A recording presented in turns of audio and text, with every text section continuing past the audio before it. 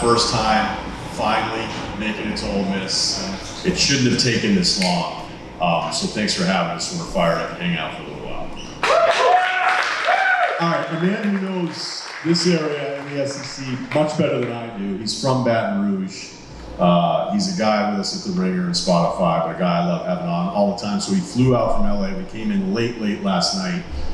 It's Van Lathan.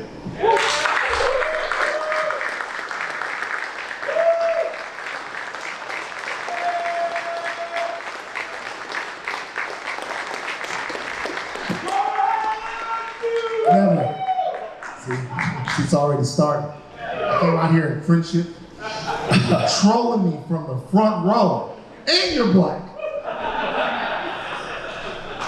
That actually was like, oh, okay, we're here, right? We got in last night, and I do want to share this with everybody. You've been to Memphis before, I have not. And I guess technically we still haven't.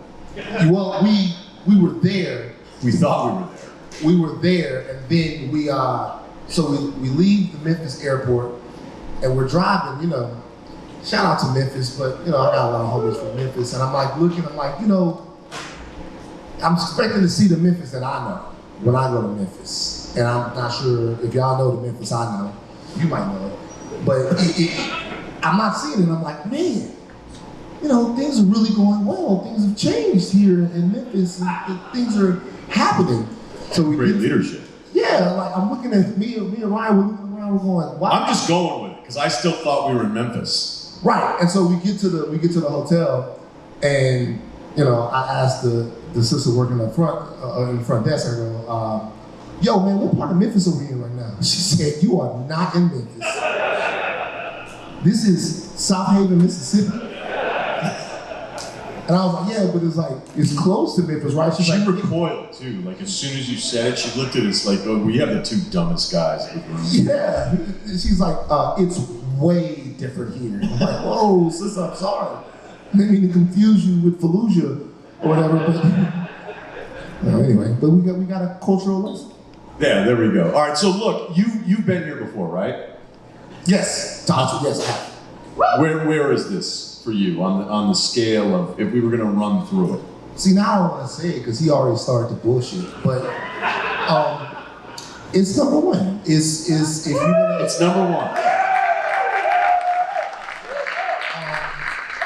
If you're gonna go away from the cathedral that is Tiger Stadium in the greatest American city that's ever been created, Baton Rouge, Louisiana, you're gonna go on the road. If you're gonna meet people that are hospitable, if you're gonna have a great time with a great culture, with a great fan base, you're probably gonna want to come to Oxford. It's one of the best places to travel.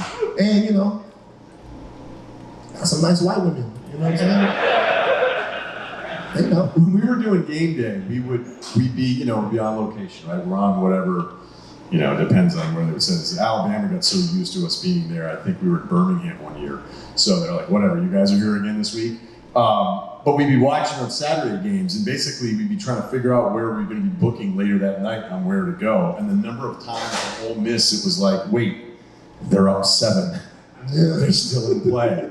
Stanford Steve would be like, we need to start booking. He'd be like, okay, we got to get into Memphis. I'm going to call some of your hotels. I'm going to get Brad Edwards' brother. I guess the band is called The Mustache at the Library. Yeah. I'm like, who? Yeah, right? Somebody just reminded me of it recently, and I was like, he was in a band called The Mustache. So we're figuring it all out, and then it'd be like, let me some last-second field goal, and it'd be like, now you're going to Utah, which wasn't quite the same as Oxford. Also, you never have to worry about losing the football game. We do this. Oh, no laughing. Y'all don't like that one, huh? No, but it's a lot of fun to come up here. There are a couple of, most SEC cities are great. There are only a couple that suck. So give me your ranking. Look, we're gonna make this far more casual because it's during the day, and we'll do the Q&A stuff at the end. But where would you just go through it? Oxford, thumbs up. Gainesville, thumbs up. Here's the thing, though, people are crazy. They're nuts. They're nuts. Gainesville, thumbs up. Athens, thumbs up. Unfortunately, I don't mean to talk about y'all cousins, but Starkville, thumbs down. Auburn, cool. Even if Alabama was literally heaven with Jesus pouring wine, I wouldn't give them a compliment. So you choose your own adventure. Never been to Vanderbilt, not smart enough. I went to Vandy for the 6-3 Missouri game. You guys tell me, y'all been there. Vanderbilt. Yeah, but then you get to go to Nashville, so it's not really fair. Yeah. I'll tell you, the walk in to the stadium to Vandy, Yeah. I never wanted to be back in college as bad as I wanted to in that walk that afternoon. I was like, what is going on here? Because, like, again, the whole time in Vermont, we were freezing and we thought we were killing it. And then I started walking around these SEC campuses and I was like, I just can't believe we thought we were actually having fun. But watching Vandy, yeah, I mean, it was the worst in-game experience. But I don't think Nashville's almost unfair. It's like saying Texas is Austin, which I know what it is, but how are you going to compete with that? Yeah, when you're talking about that, you kind of talk about the college towns of college towns, you know what I mean? And sometimes even Baton Rouge is just on the edge of whether or not it's actually a college town. We don't have like a lot of shit going on, but it's not a college town in the same way that some of these other places are. No, it's not like Athens. Nah, not like Athens. Yeah, it's not like this. Auburn, did you like it? I mean, it's sort of 1950-ish. Like when I went to Wisconsin, I thought it was back in time in the best way possible. Right. Like when you're walking around Madison, you're like, this is going back in time in the most quaint, like happy days thing ever. I also have been to East Lansing, and that was like going in a time machine. We were like, we need to fix this immediately and get back because it was outdated in a way that wasn't endearing. It just was sort of outdated. Right.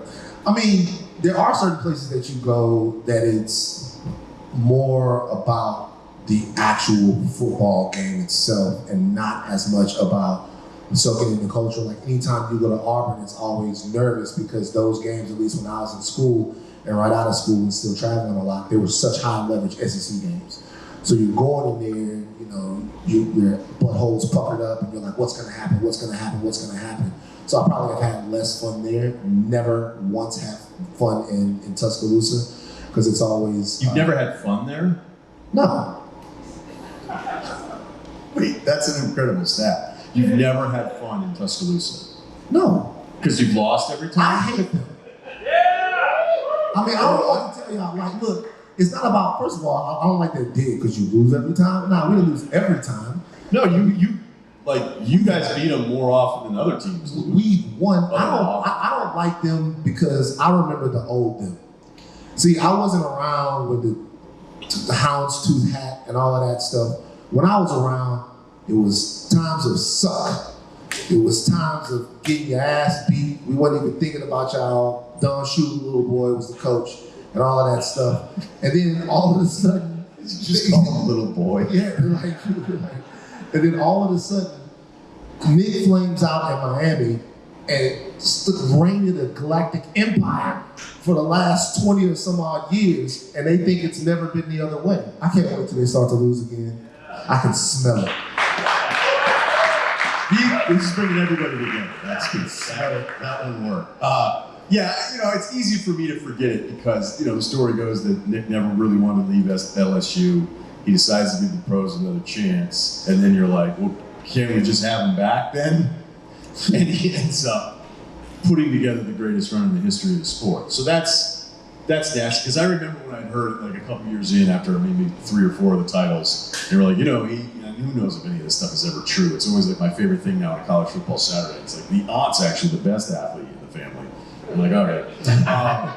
But it was, Nick actually never wanted to leave Baton Rouge. You're like, can you make this suck anymore? So I know I'm doing it to you right now in front of everybody, so I apologize now as I've said it out loud, but that makes it extra bad. Because I remember being there in 2008 for the overtime game when Bama was supposed to smoke you Saban's first time back at LSU. That's what made me fall in love with it. Because it was just this level that I didn't understand. Yeah, it's just one of those situations. It's like when you have them, you think it's amazing. And just year after year after year. And then there's so many other things, right? Watching guys like Devonta Smith and just the dudes from Elite, man. Like, what the hell? It's like after a while, it just gets over and over. Landing college, you just get sick to your stomach and you want it to end. And I've prayed think that's a lot. You ever see Spider-Man 3? When in Spider-Man 3, it's like an Eddie Brock Venom. He's praying to God. He's in the church and he goes, God, please kill Peter Parker. Please. And you think that's a little bit far. Like, I've hit my knees before to give thanks to my father and never wished death on anyone, but I was like, could Alabama just get the death penalty? I know they paying players. You like it. You're on my side. You know what I mean? And so it's been that type of deal. And part of it was because you look at it and you're like, that could have been us. But whatever. I don't want Nick Saban. We got Brian Kelly. So you're in on Brian Kelly now.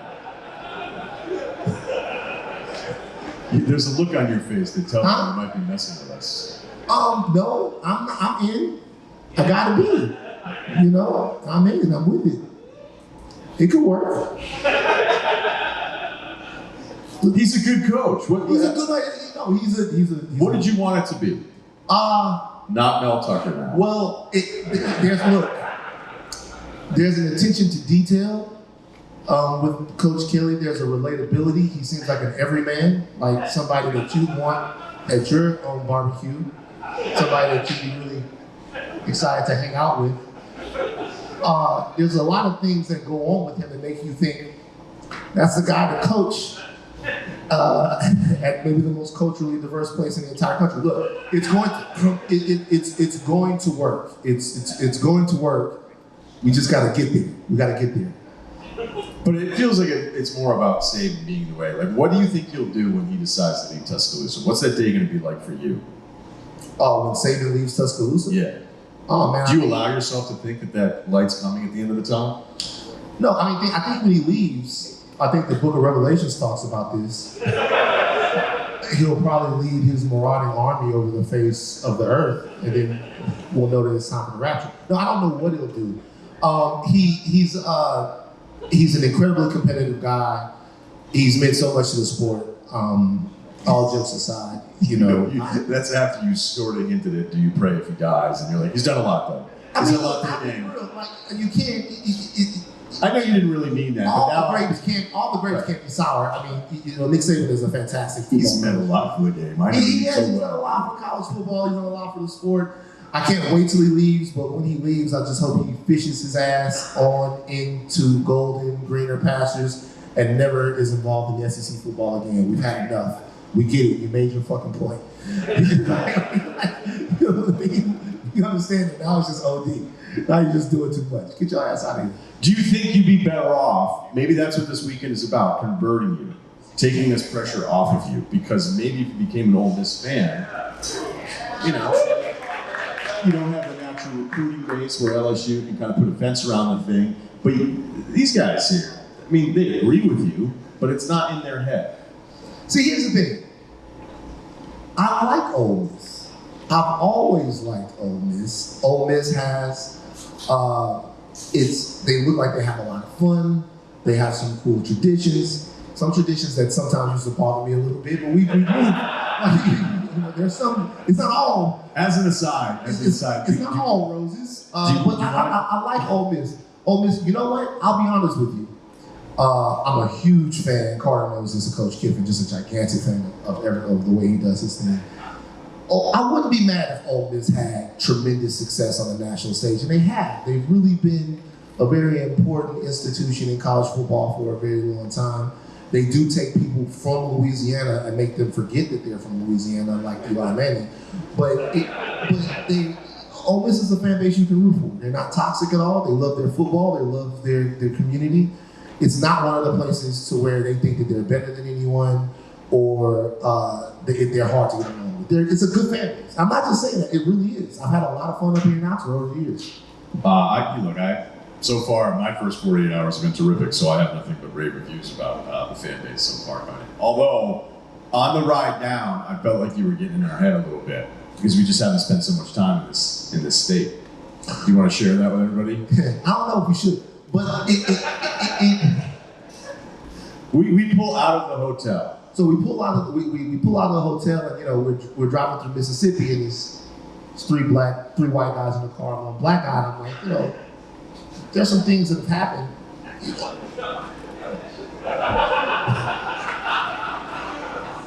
Are y'all down for it? You want me to go there?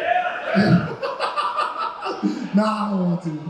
I was just thinking, I hope we don't have to. We were 5 minutes on the highway, and I'm like, this isn't off to a great start. Like, Well, Ryen is, because people don't think that me and Ryen should be friends, right? This is what you guys think that Americans should do, because I could really piss y'all off. I could start talking about all kinds of, y'all want to go political now? Let's stay on football. So, but it's a tough segue into life advice. I know. But that's good life advice, maybe not to do it. So people don't think that me and Ryen should be friends, but this is reaching across the aisle. This is what you're supposed to do, right? Y'all don't even know. Ryen, I got Ryen so woke, man. Y'all have no idea. We're setting up a DEI situation right over here off campus. The Ryen Russillo Diversity and Inclusion Foundation is happening. We're coming for you. But no, we get there. We're driving in the car, and I'm like, have you guys ever seen Mississippi Blue? and Ryen goes right away. It's a vodka. It turns off the radio. It's funny to me. It's funny. I'm from Louisiana. Fuck it. That's my favorite part about this, whether it's the Louisiana thing, and then you being like, all right, band's come over a few times, but not to end this all on a big life lesson before we bring out Kyle and Ceruti, who really, let's face it, Kyle's the main attraction of this whole thing. We just like to bring Kyle in along. But it's just funny, like the stuff that you would think about me and I would think about you, and then once we get to know each other, it was like, oh, never mind all of those assumptions. Yeah, it was. I remember somebody else I worked with at the Ringer that mentioned something else. I was like, man, I really like Ryen. And they went, really? I wouldn't think that for you. That's my guy, man.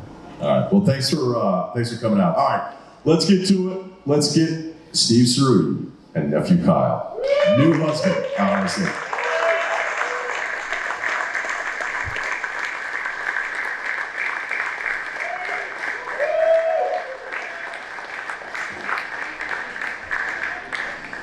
Do we not? Where's Kyle? Uh-oh. Just what? This isn't even staged. We don't know where he's at. He actually might be. So we'll just, you want to fill? It's another New England guy who's never been down to the South. So far, early reviews. How you feeling, Ceruti? I've heard a lot of great things about Oxford. We haven't really checked out the town just yet. We drove right in and parked here, so this is it. But so far, it's been great. It's a TBD, but yeah, it looks awesome. I mean, this is a great venue, so appreciate everybody coming out. I can't believe Kyle's actually. So Kyle's actually not going to come up. We just got a drink. I don't know what. You just call him? Is he outside? I don't want to interrupt. I promise you guys, this is not planned. Is he? He's got to be smoking. You were with him at a bar? Do you know across the way?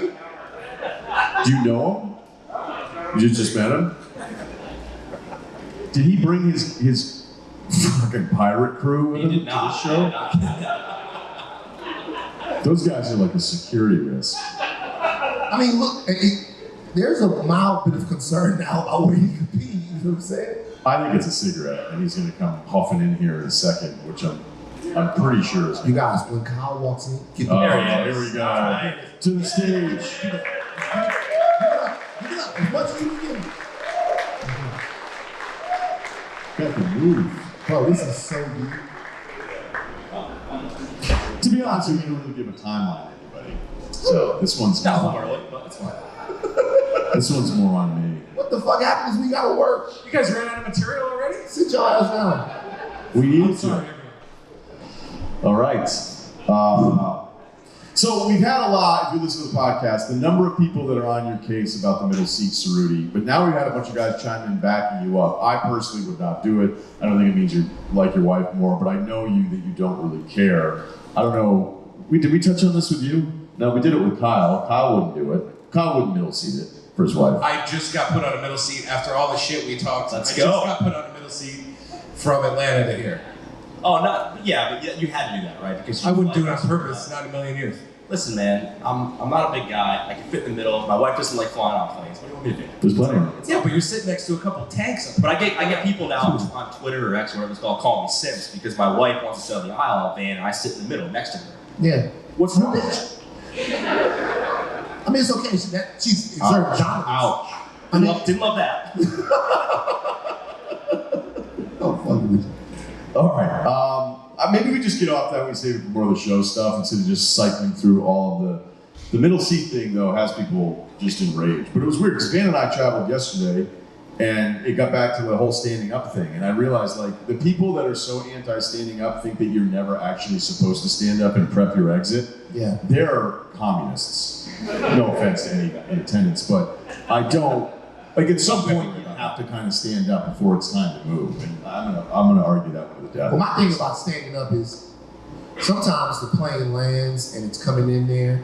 And to me, I don't feel like the staff of the flight is moving with enough urgency.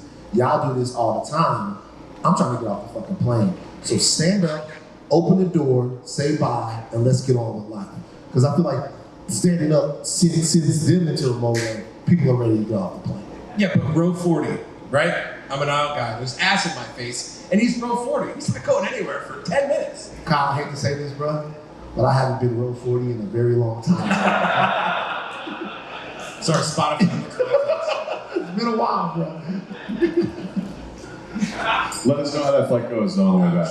All right, good morning, fellas. 6'3", 260, basketball conference, probably Portland Trailblazers, Chris Kaman, whose jersey I own due to a combination of euphoria over the Blazers' 2016 win against the Warriors, stadium beer, and one-click purchasing. Yeah, that makes sense. No lifting stats. My brother, who I haven't seen in 4 years, recently bought a camper. He was really stoked for me to come out and go camping. After some back and forth, we settled on a date in late October and convinced one of our college friends to join us. Our college buddy and I are flying in from Boulder for 4 days of hiking, drinking, and catching up, which when you're in your mid-40s is a rare event. Yes, it is. But, you know, it just sucks even hearing him say how rare that is, that you can't, like, figure out a time that, you know, if you like your brother and you want to see him, then 4 or 5 years go by without him. So, feeling for you here. When we were discussing the details, my brother hit me with the quote, "My wife was thinking about coming too." I was not prepared for this. I assumed, since my wife isn't coming and our buddy's going through a really tough divorce, that this would be a guys-only event. To make matters worse, my sister-in-law is a huge wet blanket. Think famous movie sports-wise level wet blanket. You know, he's got a point. Yeah, so every sports wife, like I always feel bad for the characters that are written, and it's like, man, the writers write those women to just be terrible all the time. Like Adrian telling Rocky that he's gonna get killed. Right. Who are you to talk to me? I'm Rocky Balboa. You don't tell me it's suicide. I say we going to Russia, and I'm doing it for America, and you come with me. Who are you to stand in my house? I saved you from the ghetto of Philly, and you gonna tell me it's suicide? I never forgot that moment. A lot of nerve. Speaking of nerves, you struck a nerve with me though, just common sense. If you could have been like, I'm heavyweight champion of the world, I would have met someone else eventually. Yeah. Right. Like there's certain divorce proceedings where it's like, yeah, I know I'm rich, but I probably could have married a bunch of different people. Right. Like I beat up Apollo, or it's a draw, or whatever. I can't remember that all the movies have melded together today. And the first thing I do is call out for you. I put you in front of my own glory when I got cheated. And then now I need you and you tell me it's suicide. Nah, man, I'd have traded her in for a Kardashian. Lickety split. Non-sports, Skylar, Breaking Bad. Hey, I thought I was gonna die. I'm not. I'm selling meth. When I come home, can you just not nag me? Yeah. All right. So for context, my brother's wife has gone an entire weekend without speaking to me, my wife or my mom. Wait, this is the same email? So wait, his brother's wife wants to go on the camping trip. It's him, it's brother, it's this other guy who's going through divorce. And our emailer is telling us that the sister-in-law here has gone an entire weekend without speaking to me, my wife, or my mom when we were visiting them. One time she was so mad that she went to a movie with me that he went to a movie with me. She locked him out of their bedroom when he came back. They've been married for 15 years. Whoa. So I make an effort to be friendly and never mention my misgivings to him. You never know what a relationship's like behind closed doors, and by all accounts, he's a happy husband and father. Yeah, all right, we brought that up, very good point. But I don't want her coming on this trip. It's totally gonna throw off the vibe. None of us will be able to relax and let loose in the way that we feel we need to if she is around. Even if she was the most chill, fun woman around, I would feel the same way, but she's not. She's gonna be hovering and glaring like Adrian in that Russian cabin during Rocky IV. That doesn't say that, does it? It sure does. Last sentence. The fuck I'm talking about. I didn't even see that. I do this. I do this. Do you guys Guys, mind if we just end the swear show on now? my dad and Jesus Christ, I didn't even see that. I do this. All right. I can't believe that just happened. So, question, since I didn't mention it when he first brought it up, did I miss the window to plead for a guy weekend? Kyle, want to kick it up? No. When's the window close? Wait, when is the trip? Is it like tomorrow? Well, the window would close after the trip, definitely. But I think, Like, did she take off work already, or like that's what I mean? Are you saying like 24 hours? Be like, hey, actually, you can't come. Like this is. I don't know what the cutoff is. I just want to know all the information. This is, and Fair. not only is this a tight knit group, it sounds like this is a unique. If you can get one of these guys in your crew, that's awesome. Two brothers that went to the same college, because he said my brother got a trailer, right? And then he said our college friend is coming. right. That's fucking awesome. I don't know if you guys have ever had a brothers in your friends group at college. I'm not in a position to get an RV, but it sounds pretty good. Those guys get shit done. And so if this is like a real college group thing, those like brothers you guys are rolling out, I had a pair of brothers, fucking nuts, because they're brothers. And they Yeah, just but I get shit. that. Like, how would you handle it though? What if your brother? What is he still dating the Russian? Yes, illegal? thanks for asking. Yes. If he ever finds out I've been talking about this shit, I'm still having trouble putting a filter on some of these things, and this is maybe too far gone. But yes, I he's think still he's doing a dating good job. 32-year-old Russian Right. foreign national. But I think what you do is you just say you call the guy back and say, I don't want your wife there. It's your brother, so Yeah. you can kind of get away with it a little bit more than just a friend group thing. But if he's pushing back, that makes me question like, what's the deal with him? Is he? you could totally shame him then. You'd be like, dude, are you not in Well, this group? I don't know. In fact, he brought it up. Yeah, but can't you use the other guy who's going through a rough patch? Didn't he say that? Like, that's your first line of That defense. might be the play. Is you go to him and say, I don't want your wife to go. And he's like, well, what am I supposed to say to my wife? The window's closed. I already invited her. And you go, tell her it's going to be an intervention. Todd's life is in shambles. We can't have you. No, it's going to be an intervention, the three of us. And it's not. Van? So, a couple of things. Number one is you always have to preserve the sanctity of the guy's trip and the moment that you're getting by preconditioning your spouse. Okay? Like, for example, I'm here with you right now. At home right now, my girl is putting on all kinds of silver and a silver hat and silver cowboy boots, and she's getting ready because I sent her to the Beyonce concert this weekend, right? Great job, man. I sent her to the Beyonce concert. Which town? This weekend. That she's going to Kansas City. Go. See Travis Electric Kelce. District. Okay, go. That means in a couple of weeks, I'm not even gonna ask her. I'm just gonna go up to her and be like, I'm going to Vegas. Done. What can she say? Nothing.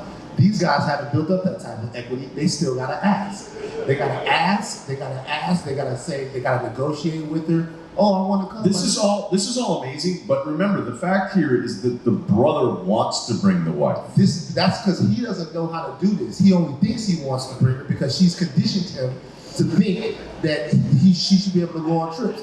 This is my thing with the entire situation. Something else. If I'm the brother, do you know what I say? I say, you don't want to bring her because it's going to go bad, and when it goes bad, we will blame her. This has happened before.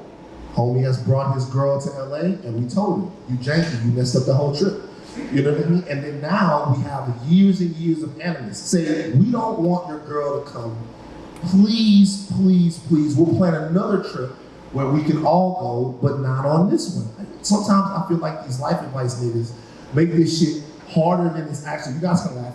Make this like harder than it actually has to be. You know what I'm saying? Well, yeah, but then the segment would suck. I think you're onto something, Van. I don't think you blame her though. You don't say, "Hey, if you come, it's gonna suck," because obviously then that's not gonna help anybody. I think you just say, "Hey, we're gonna do some stuff that that you're probably not gonna be proud of. She's not gonna be proud of us. Like we just don't need that around. Like What are you guys doing in the camper? Like I'm sorry, but like it's gonna happen, and your relationship's gonna be different after we come back from this trip. So like, do you want her to be here or not?"